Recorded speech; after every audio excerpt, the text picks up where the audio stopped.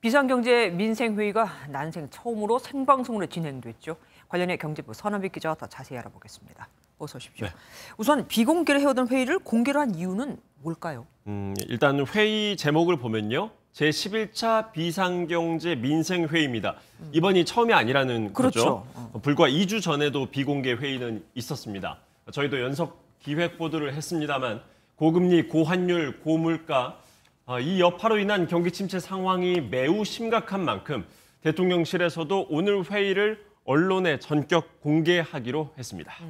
회의장이 꽉 차 보입니다. 그러면 장관들이 다 온 겁니까? 모든 장관이 온 건 아니고요. 기재부, 산업부, 국토부 등 경제 유관부처 장관 11명과 대통령실 참모 등 20여 명이 참석을 했습니다. 첫 공개 회의였던 만큼 MBN을 포함한 대부분 방송사들이 생중계를 한 것도 매우 이례적이었습니다. 대통령실이 그만큼 오늘 회의에 신경을 썼다는 의미로 풀이되겠습니다. 대통령이 몰라서 그랬을 리는 없고 부처 이름까지 바꿔가면서 얘기를 했습니다. 그거는 아무래도 경제 활성화를 더 강조하기 위해서겠죠? 맞습니다. 윤석열 대통령이 모두 발언에서부터 오늘 회의의 성격은 경제 활성화를 위한 방법을 모색하는 자리다라고 얘기를 했습니다. 윤 대통령이 부처 이름을 바꿔 부른 건 산업 활성화와 수출에 기여해야 한다는 걸 강조하면서 나온 말이었는데요. 보건복지부는 사회서비스부, 국방부는 방위산업부, 국토교통부는 인프라건설 산업부가 돼야 한다고 말을 했습니다.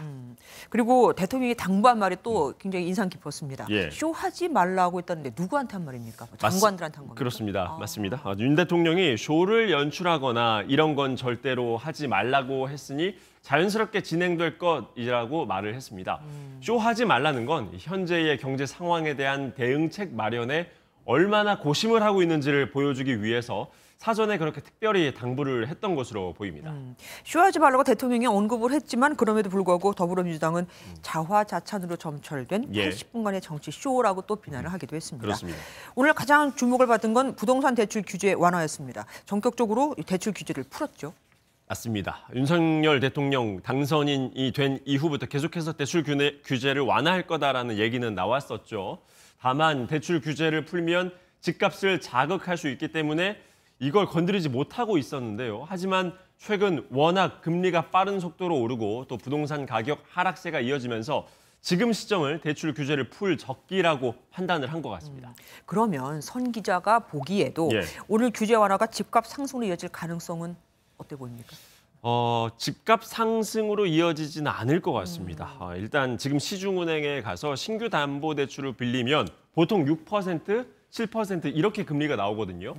소득이 높아도 이런 금리라면 누구라도 선뜻 돈 빌리기 쉽지 않죠. 그렇죠. 소득 수준에 따라서 대출 한도가 정해지는 DSR 규제 완화는 이번에 빠졌다는 점도 주목을 해야 합니다. 각종 대출 원리금 총 합계액이 소득의 40%를 넘지 못하도록 하고 있는데 이 DSR 규제는 그대로 뒀습니다. 그러니까 주택담보대출 LTV를 아무리 풀어줘도 DSR을 풀어주지 않으면 대출이 쉽지 않다는 거죠. 여기에 경기 위축에 대한 우려는 계속해서 커지고 있어서 심리적으로 부동산 매수에 뛰어들기는 어렵습니다. 오늘 발표에 대한 부동산 전문가들의 분석도 이와 비슷한데요. 이와 같은 상황을 종합했을 때 이번 대출 규제 완화가 집값을 자극할 우려는 낮다고 봐야겠습니다. 네, 지금까지 경제부 서남빛 기자와 함께했습니다. 고맙습니다. 안녕하세요, 김주하입니다. 공정하고 신속한 MBN 뉴스, 유튜브를 통해서도 만나보실 수 있습니다. 특히 더 많은 뉴스와 라이브를 보고 싶으시다면 오른쪽을 눌러서 구독하시면 됩니다. 어렵지 않죠? 빠르고 정확한 뉴스로 계속 찾아뵙겠습니다. MBN 뉴스를 시청해주신 여러분 고맙습니다.